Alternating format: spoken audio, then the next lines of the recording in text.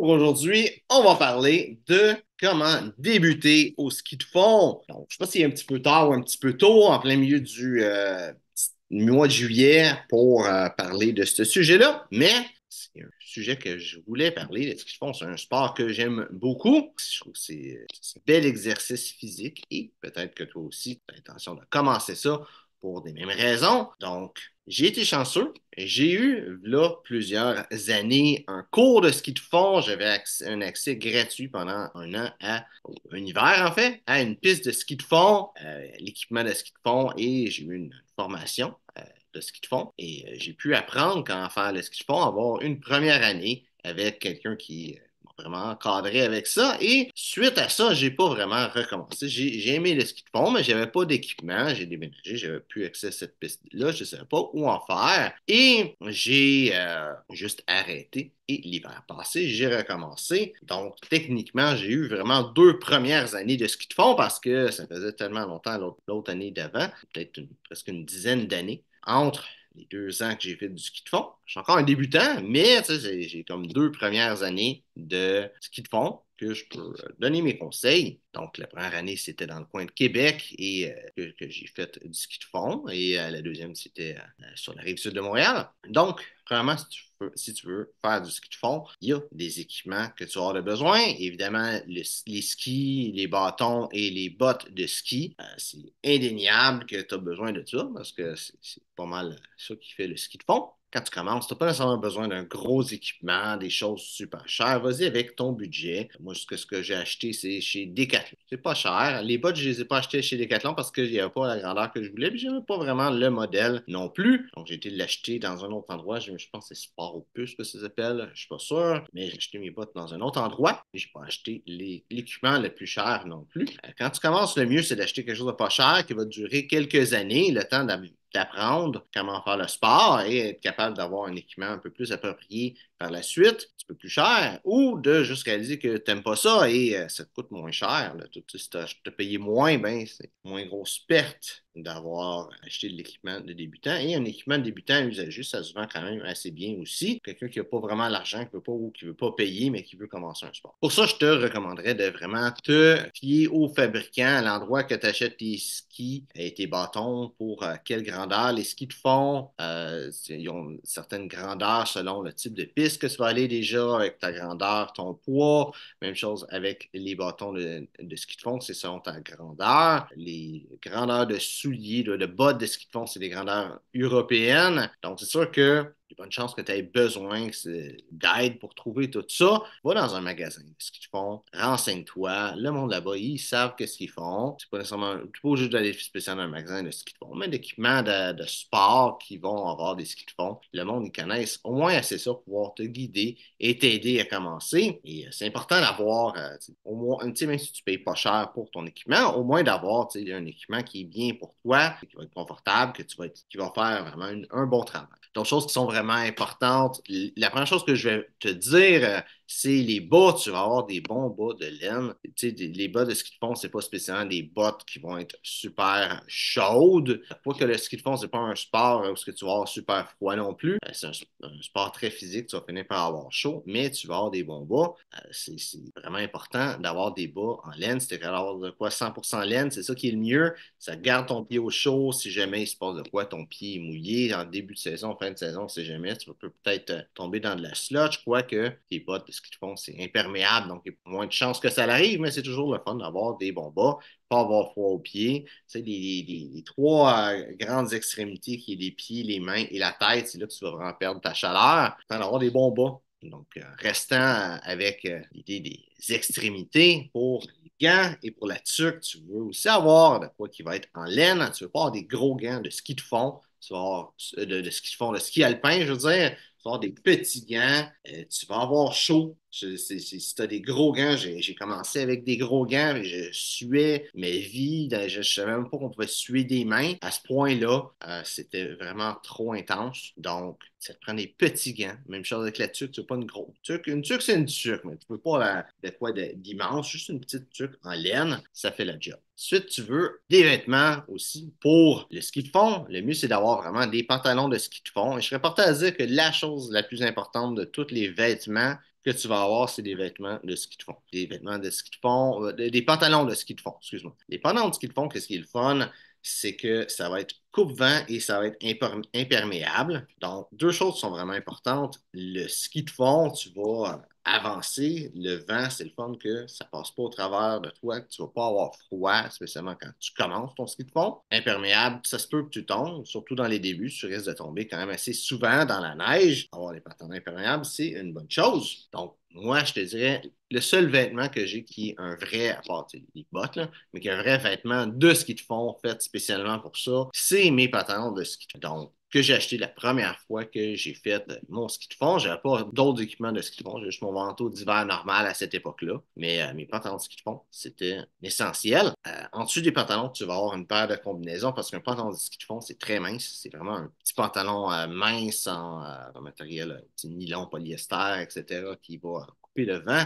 Donc, combinaison pour ne pas avoir trop froid, c'est important. Tu veux aussi avoir peut-être un haut de combinaison ou un genre de t-shirt, un chandail en laine, quelque chose comme ça. Ton combinaison, le beau aussi pourrait être en laine. C'est ça que c'est vraiment l'idéal. La laine, c'est un matériau merveilleux. Quand c'est mouillé, la laine, ça va encore te tenir au chaud et tu vas suer en faisant du ski de fond. C'est vraiment c'est un sport qui est très physique et qui va c'est vraiment élever ta température, même s'il fait froid. Et pour ce qui est du haut du corps, en plus de la combinaison ou du chandail en laine, tu vas avoir peut-être un autre petit chandail par-dessus, préférablement un genre de petite veste que tu peux zipper vraiment au complet. L'avantage de ça, c'est que si tu as chaud, tu vas pouvoir le dézipper. Même chose avec le manteau, c'est mieux d'avoir un manteau qui se dézippe au complet. Je sais qu'il y a des manteaux de snow qui tu le mets par-dessus, puis c'est juste comme un trois quarts le zip, ou c'est comme un genre de gros coton ouaté gigantesque. Tu veux pas quelque chose comme ça, tu veux un petit manteau léger.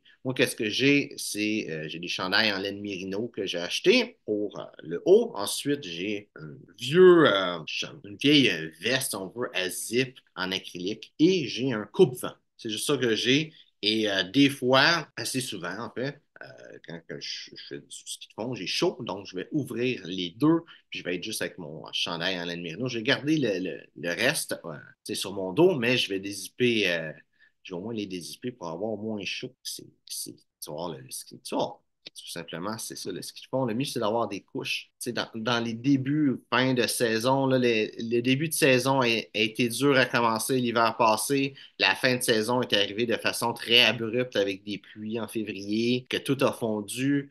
Donc, j'ai pas vraiment eu de début ou de fin de saison, mais dans l'éventualité que dans des années où on en aille, le veste avec un zip donc, que tu mets en dessous du manteau, ça se peut que tu n'ailles pas à le porter s'il fait quand même assez chaud à l'extérieur. Donc, c'est mieux d'avoir des couches parce que c'est plus facile d'enlever une petite couche que d'enlever un gros manteau, puis là, t'as froid. Ensuite, quand tu commences, quelques conseils que je pourrais te donner, c'est vraiment regarde des vidéos sur YouTube, comment faire du ski de fond. Il y a vraiment une grosse technique à savoir, c'est que la jambe qui avance, c'est le même bras qui avance. Je sais qu'il y a beaucoup de monde qui vont pas donner cette technique-là.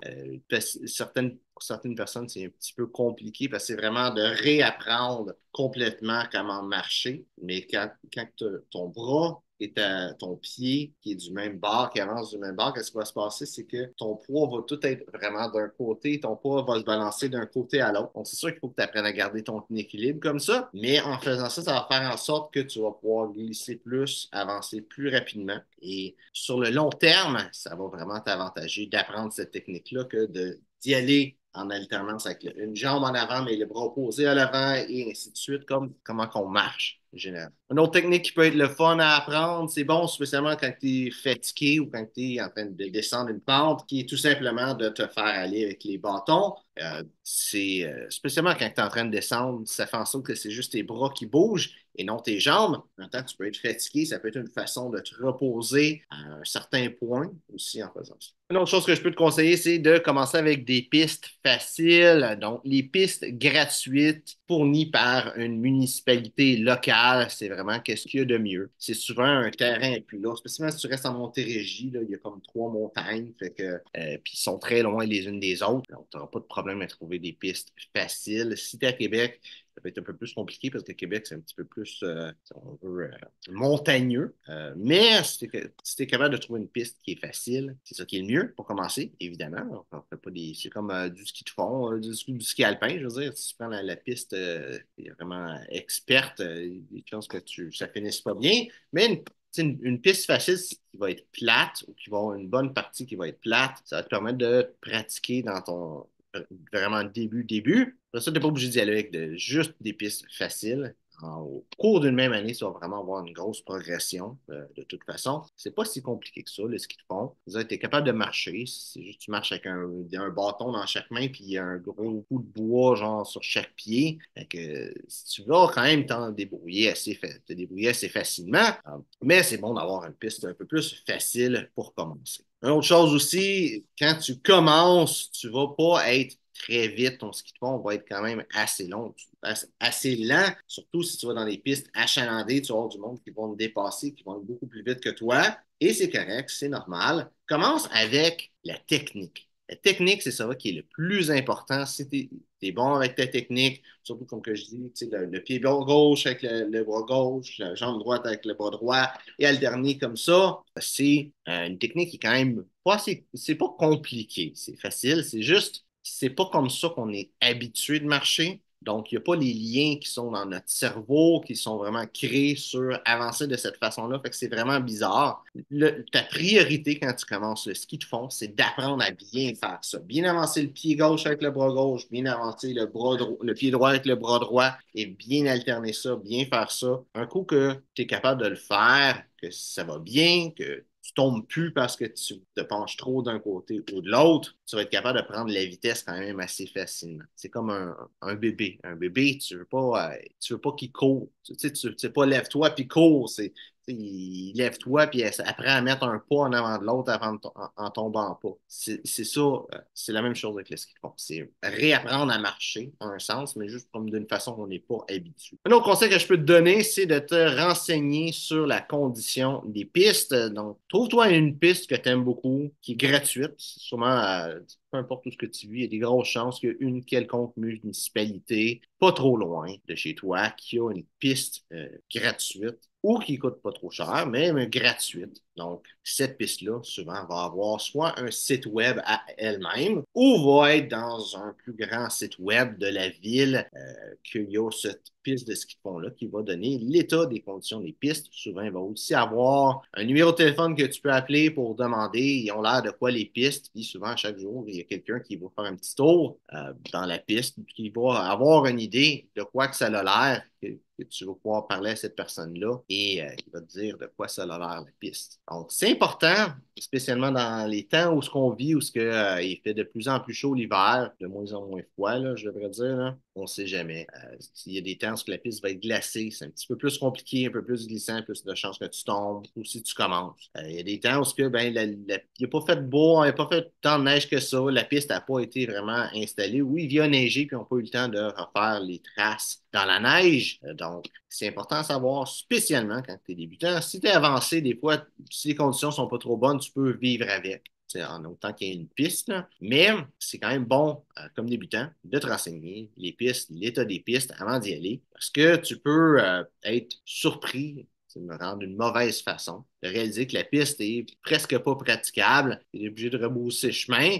Tu aurais pu faire autre chose que juste être 10 minutes sur la piste pour réaliser que ça valait pas la peine. Dernière chose que je vais te donner comme conseil, qui est un petit peu moins relié au ski de fond en soi, c'est amène-toi une bouteille d'eau. Le ski de fond, tu bouges beaucoup, tu vas suer beaucoup, tu vas te déshydrater. Donc, c'est bon d'avoir une bouteille d'eau, quelque chose à boire pour te réhydrater. Si tu n'aimes pas l'eau, ça peut être une bouteille de Gatorade, quoique c'est pas ça mange super santé. Une bouteille d'eau, c'est ça qui est le mieux.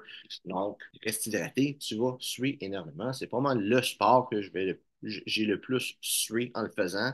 C'est très demandant physiquement. Ça demande l'effort des jambes. Comme si tu cours, mais tu as aussi les bras. C'est un petit peu comme une elliptique. Sauf que l'elliptique, tu as une petite résistance dedans, puis tu veux juste bouger. Ça, c'est ton corps que tu avances à travers de la neige qui te ralentit. Donc, il y a vraiment une difficulté qui est là, un effort à mettre qui est là.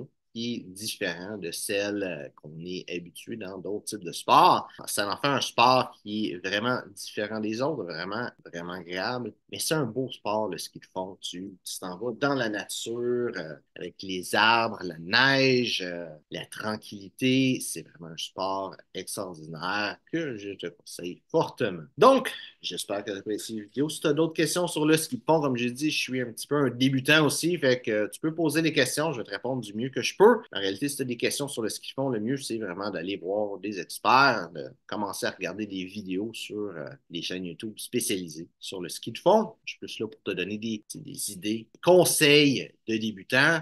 Quelqu'un qui, ça fait 20 ans qui fait du ski de fond, on peut te donner des conseils, mais c'est pas le même genre de conseil que quelqu'un que ça fait 2 ans et qui était très proche d'un débutant qui a fait quelques erreurs et qui peut te dire c'est quoi ces erreurs-là à éviter. Donc, j'espère que tu as apprécié la vidéo. Si c'est le cas, like, partage. Merci d'avoir regardé la vidéo et on se voit une prochaine fois.